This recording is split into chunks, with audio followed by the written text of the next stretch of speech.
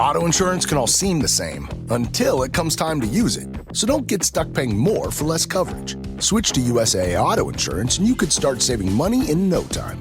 Get a quote today. Restrictions apply. Llévate más de lo que esperas todos los días con el nuevo McValue en McDonald's. Ahora puedes comprar uno y sumarle otro por $1. Así que cuando tu equipo favorito enfrente a sus rivales, enfrenta tus antojos con $5 Meal Deals. Y si estás corriendo para alcanzar el desayuno, corre al app para llevarte ofertas antes del cutoff. Tú decides, y con McValue, tu decisión siempre rinde más. Precios y participación pueden variar. BOGO $1 válido para un producto de igual o menor valor. Debe estar registrado en Rewards para ofertas en el app. Before we get into today's episode, I have a little announcement.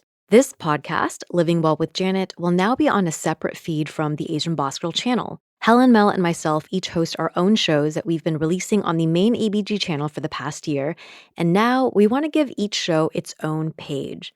Please go follow Living Well with Janet. That page will be linked in the show notes. I'll be releasing all future episodes of the show on that new channel, and it would mean so much to me if you'd continue following along there. The show has been such an incredible way to dig into topics that I genuinely care about and believe are valuable to share with others, and I truly love being a shepherd of these messages. So if you're interested in continuing to follow along, which I hope you are, please go find me on the new page and subscribe or follow. Thank you, thank you.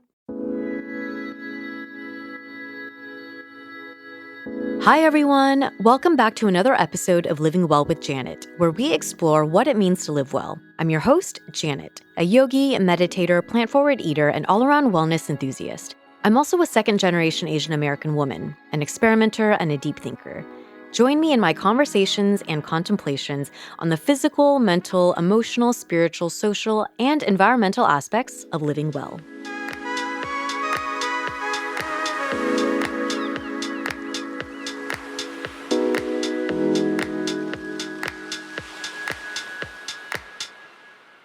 I was having a session with my therapist the other day, and we were talking about my past romantic relationships. And I asked her, how do you know when you've healed from a breakup? And she said to me, you know you are healed when you are able to feel grateful for the relationship.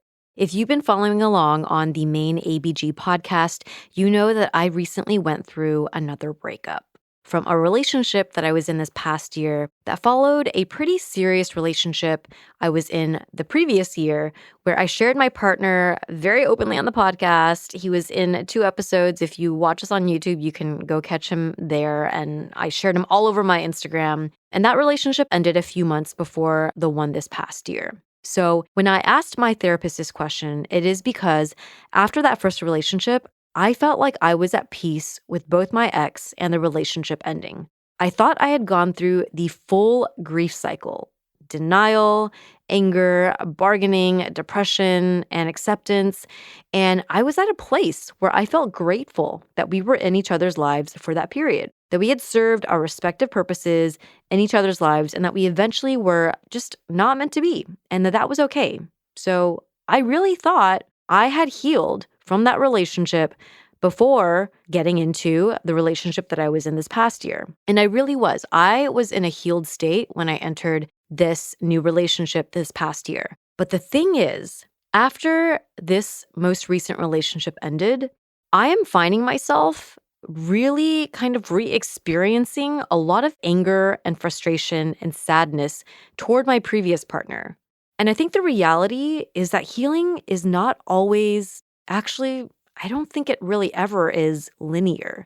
You may feel healed from a breakup, but once you enter into that next relationship, whether it is 3 months or 3 years after, and you experience another breakup, it will likely bring up feelings or issues that you faced in your previous relationships. So in this current period of my life, I'm finding that I'm actually trying to heal from not 1, but 2 breakups. And I know I'm not alone in this experience, especially in today's dating culture, and especially if you are someone in your late 30s trying to find your partner for life. So I want to talk about how I'm trying to recover from this experience of having back-to-back breakups. I am not a specialist or a psychologist or a relationship coach by any means. I am just a girl who is trying to navigate the world of dating and sharing my personal experience and thoughts out loud in hopes that another girl or a guy out there who is in a similar situation might feel heard, helped, or informed. But before we get into the main contents of this episode, I want to take a little bit of an intermission to talk about a current wellness practice. Actually, it's, I guess, like an anti-wellness practice. Basically, I recently decided that I wanted to whiten my teeth with those like Crest, take-at-home strips. And yeah, I would not recommend it. It has been a long, long time since I have done any type of whitening strips, and I don't even really remember what prompted it. I think I was scrolling somewhere and then I just hopped on Amazon on my phone. Maybe it was in preparation for the holidays, the new year, whatever it was. I just thought, why not? Let's give these whitening strips a try. And you know what? I put them on for like an hour. And that night, my teeth were in so much pain, like an unbearable level of sensitivity and pain. So I don't know. I guess this is just a warning for anyone out there who maybe is thinking about whitening their teeth with Crest white strips. Let's not do that.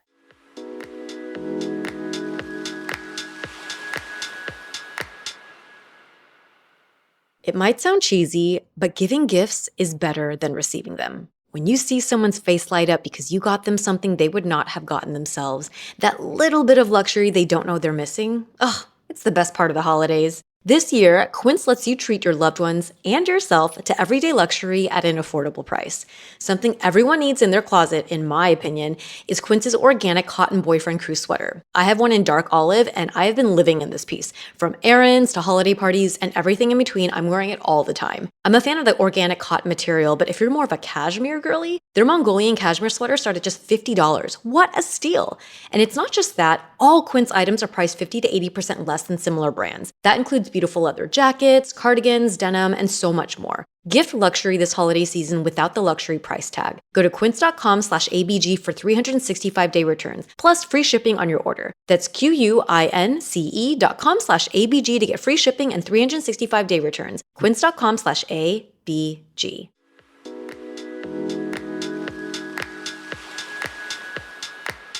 So here are some of the ways that I am actively working through healing from multiple back-to-back breakups. The first thing that I am doing is I am giving myself permission to feel. And this is a hard one. For anyone else out there who tends to be a very logical person, not the most emotionally or not the most in tune with their emotions, you will feel me on the fact that this is really, really hard to do. But as part of the healing process, it is so important. It is critical and completely necessary that we acknowledge our emotions, whether they be sadness, anger, confusion, blah, blah, blah. For me, I have found that the primary emotions that I have identified and am really urging myself to feel in these past couple of breakups are relief and sadness. I want to talk a little bit about relief. Breakups, they do not happen overnight. And for both of the relationships that I was in recently, we were working through our differences for a while. And anyone who has been in a committed relationship that eventually ends, you probably understand what I'm talking about. You are working through your issues, you're having conversations with each other, and also conversations with yourself. Personal negotiations, a lot of introspection about what you should do more of or less of, what you're willing to compromise on, and what you're not willing to compromise on. And honestly, it can get pretty exhausting. And it can also be quite demoralizing if you feel like the things you're working on aren't getting better, or you realize that there are things that you just can't compromise on. So when the decision is made to separate, and when you have that conversation, all of the actions and behaviors follow, you really feel this like sigh of relief. Right? The back and forth negotiations in your head and with each other, they're over. You have reached a conclusion, you've made your decision. And so oftentimes this feeling of relief takes over. And I really felt that, and I really allowed myself to embrace that. There were definitely moments where I felt a little bit of guilt, thinking like, oh, Generally, when a relationship ends, shouldn't you feel sad? And yes, I did, but it can also be very true that you feel a sense of relief and that you should allow yourself to admit that, to identify that, and to fully feel it. The second dominating emotion that I felt that I really tried to get myself to really just like let myself feel the feelings was sadness. When you integrate your life with someone, there is a deep level of grief and loneliness that comes when you separate. For both of the partnerships I had recently, we were very ingrained in each other's lives. The first one, we lived together. We had moved in together and cohabitated spaces, intertwined our schedules, everything. And for the most recent partner I had, we didn't live together, but we definitely were seeing each other super frequently. We had the metaphorical toothbrushes in each other's homes. He had clothes at my place, I had clothes at his place. We really had intertwined our lives so that we were spending like every other day or every couple days, whenever we could, with each other. And at the very least, always constant communication on the phone. He was my person. I had also introduced both partners to my friends and family. And so that meant that this wasn't just you're ingrained in each other's lives with each other, but people know about you. And when something ends, you have to have those conversations with your close friends and your close family. Another way to talk about the sadness that I'm experiencing from both breakups and how they're kind of different. With the first relationship, I think that we started kind of growing apart near the end of the relationship. As I was saying, breakups rarely happen overnight. We had been trying to make things work for a couple months. And so I think the sadness that I felt, of course, it was a sadness about losing him, but I felt pretty confident in our decision when we made that decision to separate. So for me, a lot of the sadness that I felt and the grieving was around knowing that the split meant potentially not having a future that I once pictured, that I would likely not be married and with kids before the age of 40. With this second partner, when we started dating, I, was already like 38 or whatever, but you still, you don't know, right? Like I had my hopes back up again and all those things. But with this relationship, it didn't really end because we grew apart. It ended, I think, because we just recognized that there were things that we weren't really willing to compromise on, that we could not meet each other's needs on. So the sadness around this one was really like losing a really, really good friend. He was someone that I felt very connected with, and like I understood him and that he understood me and that I could predict his emotions. So the sadness was more like losing a really close friend and feeling the sadness that he was feeling and feeling like his absence leaves this gaping hole in my life of someone who understood me in a way that no one else does. So for me, those were kind of the two very prevalent feelings that I've been giving myself permission to feel.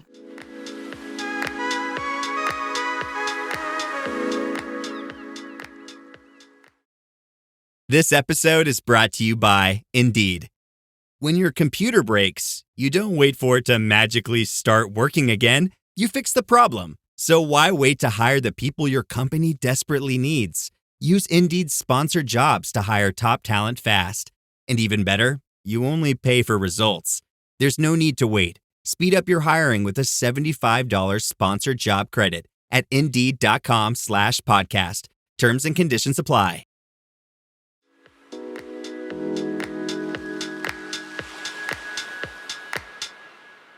Another feeling, or I guess this is kind of like more of a thought, but something that I've been trying to let myself acknowledge and feel is the idea that I still want a family. I think allowing myself to admit that I still want this was so hard.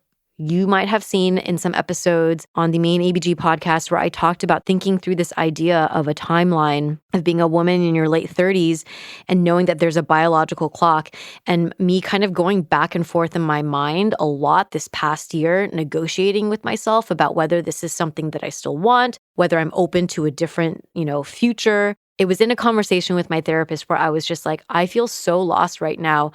I don't know what I want. And she was there to remind me, you do know what you want. just because something didn't work out doesn't mean that you don't want this thing. And it was I don't recall the exact details of the conversation, but it's helping me realize that when I reflect back on these last few years of dating, I feel like I pursued this aspect of my life so much and I sacrificed so much and I put so much of myself into this. And when things fell apart, just with multiple relationships or potential relationships not working out, and especially with these last two relationships, I was so hurt that I became absolutely terrified to keep wanting this thing, which was finding a partner, being able to have kids, because all of my recent experiences were telling me that I wasn't going to get it. And even though I know it's still a possibility, like on a logical level, I am 39, I still have time, there are all these options, I just became emotionally terrified of even wanting this thing anymore. And I think I kind of convinced myself that I don't want it anymore as a way to just protect my feelings. I wouldn't let myself admit that I still do want a family and I still do want a partner. I still do want kids. I was just so hurt and scared, like terrified to go back out and try again. And therefore to even say that I want it. But that was something that I kind of came through logically first and realizing, yes, this is something that I still want. And it's been a work in progress to get myself to open up emotionally again, to really allow myself to feel and admit to myself that this is something I want. So if you are also someone who's gone through multiple back-to-back breakups and you're having a hard time feeling clear-minded about what it is that you want, know that you're not alone and know that it's completely normal after you go through multiple rounds of something and it not working out to feel defeated. But don't let that discourage you from still being able to acknowledge and stick to the things that you want. As a way to kind of work through my emotions, I have been increasing my journaling. I've been speaking to a lot of close friends and family about just like going to them as a support system. But as usual, when I go through challenging periods in my life, I think it's always great to have your friends and your family to talk to. But it's always, for me, helpful to have an unbiased third party. And so I've restarted therapy sessions all throughout this year. And I think getting that kind of non-biased perspective and that support has been so critical to helping me feel my feelings. My therapist, like I said, was actually the one who helped me realize that I was revisiting these emotions from my previous breakup, and that to help me identify that I was feeling a lot of primary like anger and frustration, which actually leads me to the second aspect of healing from multiple breakups. And that for me has been learning to not see these back-to-back breakups as a failure. Right? This is a perspective that I had heard expressed to me by previous partners, that they always felt like, oh, I'm like scared to get back into a relationship, or that when the breakup happens, they're like, I feel like it's just another failed relationship. I didn't really get it until these last two relationships. I truly started to understand. And I think I've started to feel this way because I've experienced now multiple back-to-back breakups in a relatively short period of time, right? There were the last two relationships that I was in, but then also the two people before that whom I was talking to but never got to the relationship stage. And in both of those instances, it was them who made the call to end it versus me. So you can imagine that it can be really easy to see the situation as there is something wrong with me, or I'm obviously not good enough, or I'm not able to make this area of my life work. I feel like such a failure. I used to be someone who thought, well, if a relationship doesn't work out, maybe it just wasn't meant to be. And I would be the first friend who would say that to another friend, right? Like, hey, maybe it's just not meant to be. It's okay. But after being in the trenches of multiple serious partnerships in the last few years, where I was dating for marriage, and in a time in our society where there is all this dialogue around relationship psychology, where you feel like there are so many exercises and solutions and podcasts and things that you can listen to about how to communicate better, connect better, solve differences, with all these perceived tools at our fingertips, it is so easy to feel like if the relationship didn't work out, it's because I didn't work hard enough at the relationship. But my therapist offered an interesting perspective. She said that it is actually kind of arrogant for you to think that a relationship not working out was a failure on your part, because a relationship is something that involves an entire other person. meaning there are so many factors that are out of your control. So for you to take on the responsibility of the outcome means that you think you are powerful enough that you alone should have been able to control everything and everyone and make the relationship work. And that's just not the case, right? Like that is kind of an arrogant perspective. And her offering that really humbled me and shifted my perspective.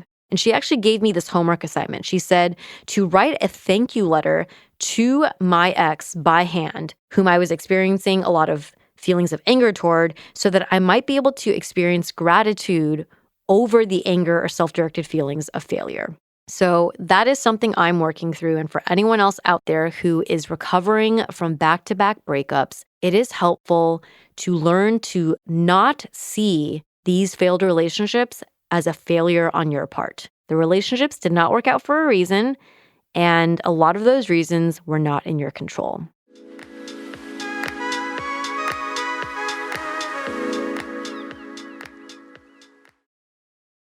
Ryan Reynolds here from Mint Mobile with a message for everyone paying big wireless way too much. Please, for the love of everything good in this world, stop. With Mint, you can get premium wireless for just $15 a month. Of course, if you enjoy overpaying, no judgments, but that's weird. Okay, one judgment. Anyway, give it a try at mintmobile.com/switch.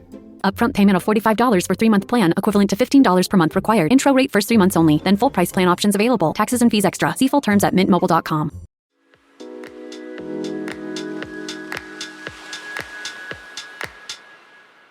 The next way that I've been healing from back-to-back breakups is by reconnecting with myself and embracing the opportunity to grow. For me, this goes hand in hand with rebuilding confidence. After a breakup, you just feel like such crap. You might be like me and automatically assume responsibility for a lot of the negative aspects of the relationship. So when it ends, no matter how or why it ended, you take it very personally, and you can easily wrap your whole identity into this one aspect of your life, meaning if it didn't work out, you are not worthy. So it's important first and foremost to recognize if that is your thought pattern that's going on. And then once you recognize it, really nurture self-compassion and joy. And one way to do this is to deepen your personal hobbies and interests. For me, that has looked like really reviving my yoga routine. This past year, I got back into in-studio yoga classes, and I was committed to 2 to 3 times a week, sometimes 4 times a week, going into the studio and doing hot yoga. That was so pivotal for me. You know, I had, especially post-pandemic, kind of readjusted my yoga practice to just doing more at home, a little bit more irregularly. And after going through that big breakup, recommitting to my yoga routine in a more serious way was super helpful to me deepening my sense of joy.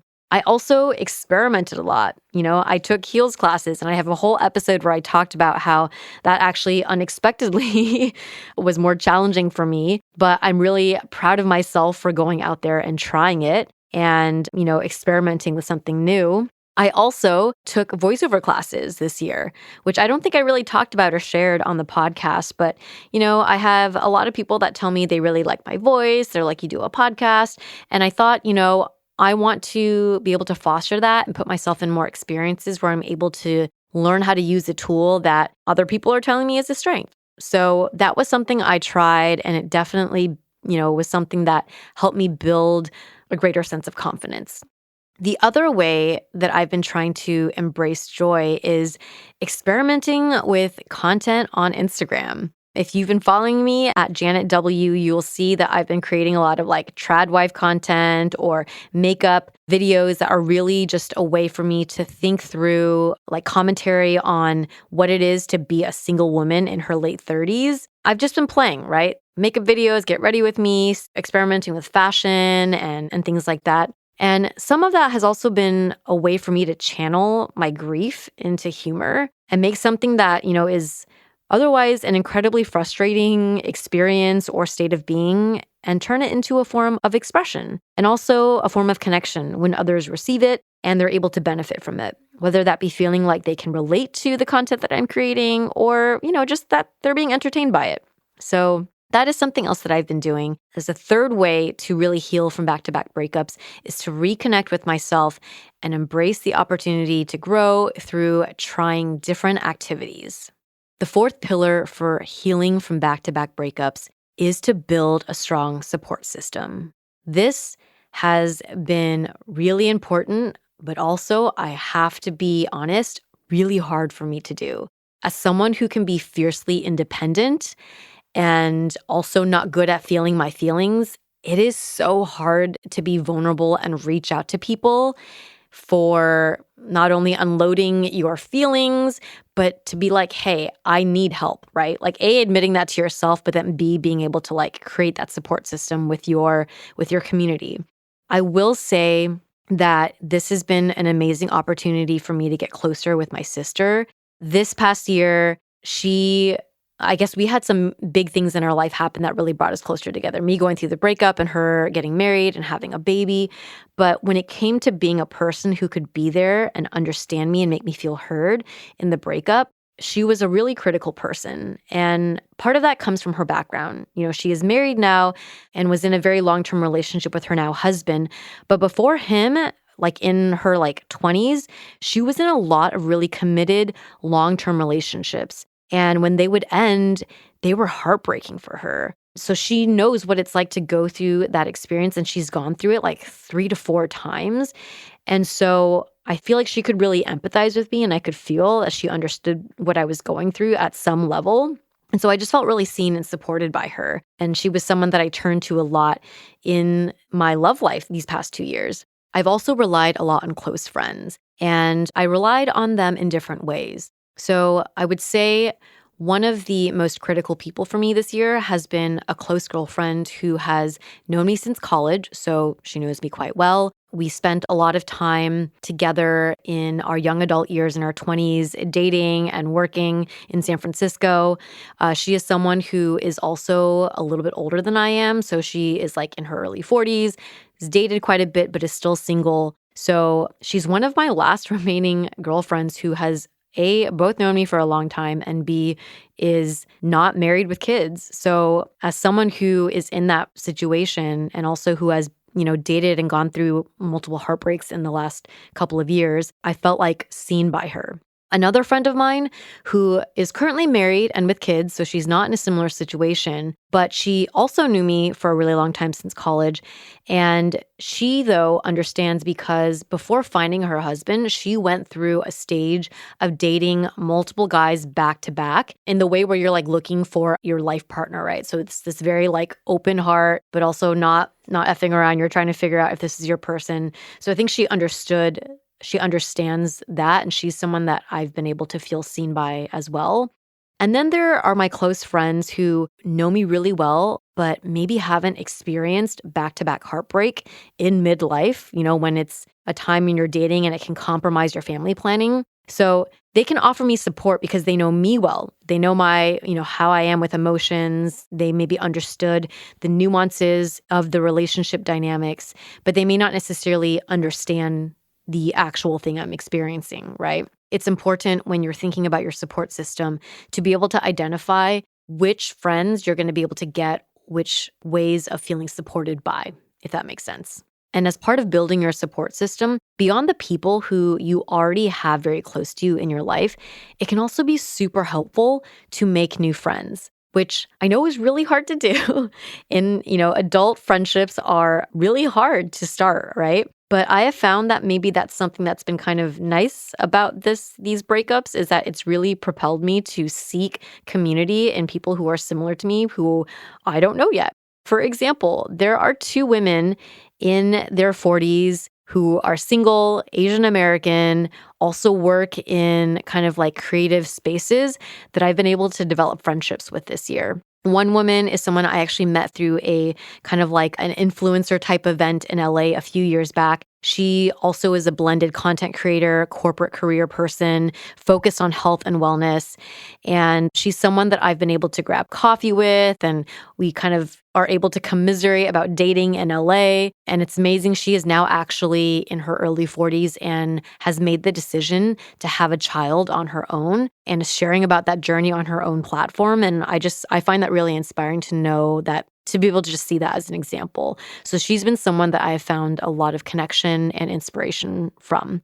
Another person I actually met just very recently. It was through a mutual friend's birthday party, and we just connected because I think we were talking about dating in LA, and then we both realized how old we were and what we were looking for. And she is someone who is single for the first time in a while after multiple long-term relationships and has really seemed to arrive at this place of peace where she's like, I am in my 40s. I am not married. I don't have kids. All of my friends are in that boat. But I am so happy to just be doing life by myself and on my terms. And that energy that she gave, I was like, I want to get where you are.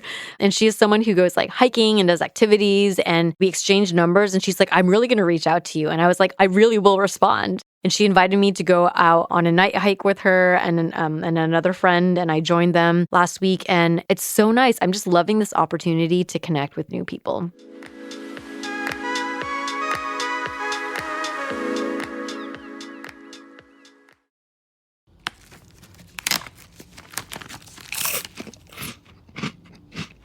Uh-oh. The last cookie. You can get a new box of cookies in as fast as an hour with Walmart Express Delivery. Are you my guilty self-conscience? No, I'm the voice offering you promo code EXPRESS for free delivery on your first order. Hey, who ate my cookies? You mean, these cookies? Order now. Welcome to your Walmart. Promotion valid for first express delivery order. $50 minimum subject to availability. Restrictions apply.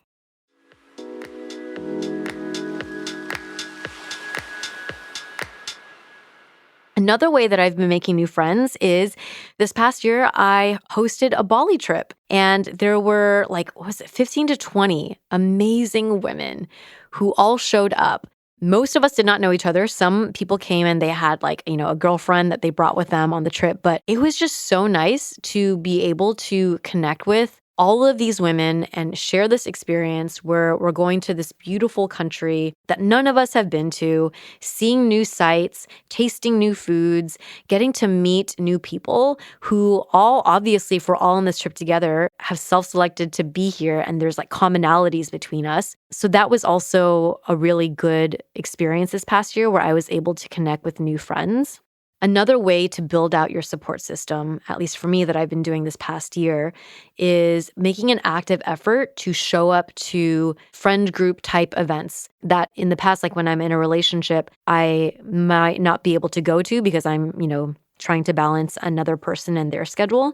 But in the moments that I've been single, and even in this past relationship that I was in, I really made an active effort to be present at the hangouts that people were hosting within my LA group of friends. And I have this precious group in LA and Orange County, that is actually quite large, and large enough where there are small subsets of people that break off within that group and kind of have similar interests and who will do their own things, right? And so I usually would get invites to go out to coffee or to go karaokeing. And in the past, sometimes it's like, oh, I'm too tired, or oh, I have this conflicting thing. And I've made an active effort to try to foster more of those relationships and show up at these random weekend outings or other events that I might otherwise say no to, but just being more open to that type of connection. In review for building a support system, learning to lean on the people who know you really well and you're really close with, and being able to identify what particular ways you need to be supported and who is, well equipped to provide that to you is really important. But it's also equally important to be open to forming new friendships, being able to identify maybe what points of relatability that you might not be able to get so much in your current relationships and seeking them in new friendships. And the other is just really being grateful and open and aware of, your surroundings. You're probably already plugged into groups of people that you just haven't really taken the time to invest in those relationships. So those are some ways to kind of really build out a strong support system when you're trying to heal from multiple breakups. The last thing about healing from breakups that I would love to offer is the importance of cultivating hope. And this can be a really hard one. I'm not going to lie. This year was really hard for me to be in a good headspace. And after breakups, to be able to cultivate hope, I don't know, depending on the headspace you're in when you're hearing this, you could be really despondent and laughing out of, anger and being like, yeah, all right, that's not something that I'm going to be able to do. And I've been in that headspace, definitely, in various periods in the last 2 years. But what I've found is a pretty tangible way to start cultivating some hope is the exercise of practicing gratitude in a very small way. And that is, in any given moment, if you are feeling like you lack hope, being able to identify 1 to 3 things that you're really grateful for. And they can be seemingly stupid and simple, like, I'm really grateful for this coffee. I'm really grateful for, I don't know, the sweater that I'm wearing. Or it can be really big, like, I'm really grateful for the fact that I have a roof over my head, the fact that I have food on my table, any of those things. And it might feel silly when you're in a bad headspace and you're doing it in the beginning. But like most habits, you will see a payoff when you do it frequently. And the way to do it frequently is to start little by little, day by day, and just remaining consistent. So that's something that I've been actively trying to do is when I catch myself in a negative headspace, I will practice gratitude by identifying, usually it's like one thing isn't quite enough. I'm still in a negative headspace. So I try to go down a list of like 3 to 5 things. And eventually you'll start to realize, oh, okay, yeah, I'm redirecting my energy to focus on the good things versus the bad things. The other way to be able to cultivate hope is to be able to visualize the future that you want. And I will be completely honest, I am not there yet. I am not in a positive enough headspace where I can say, this is the dream future that I want for myself. And if I'm being real, I might not ever get to that headspace before I meet my partner.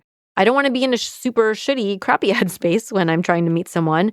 But I think the idea of getting to a place where I'm like super dreamy about like the future that I want, I don't know that I'll get there.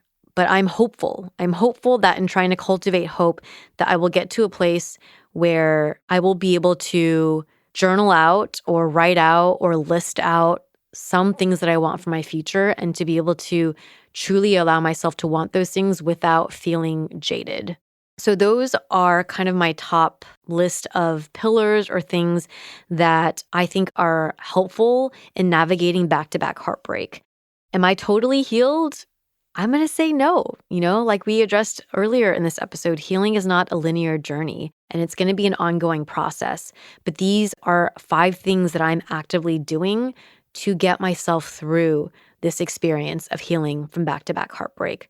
I hope if you are someone who has also experienced back-to-back heartbreak, that you have found this episode to be helpful in some way, hopefully somewhat maybe cathartic for you to listen to and maybe be able to resonate with, or maybe just, useful as a guidepost for yourself in getting through a challenging time.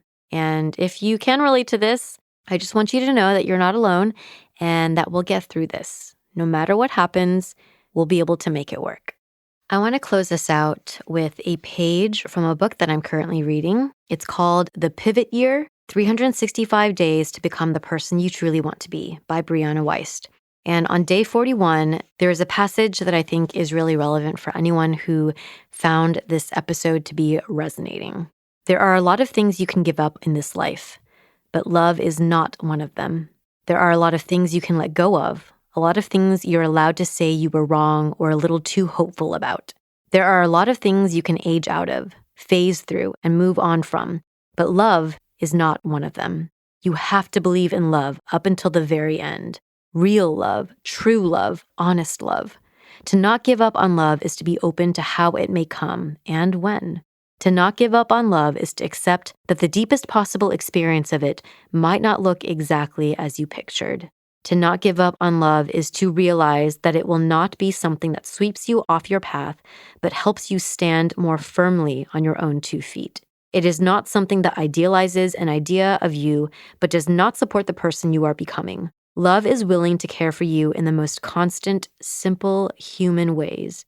In the end, love is not something you find one day. It is something you learn to see surrounding you already. It is something you heal yourself into being able to fully receive. Yep, that's it.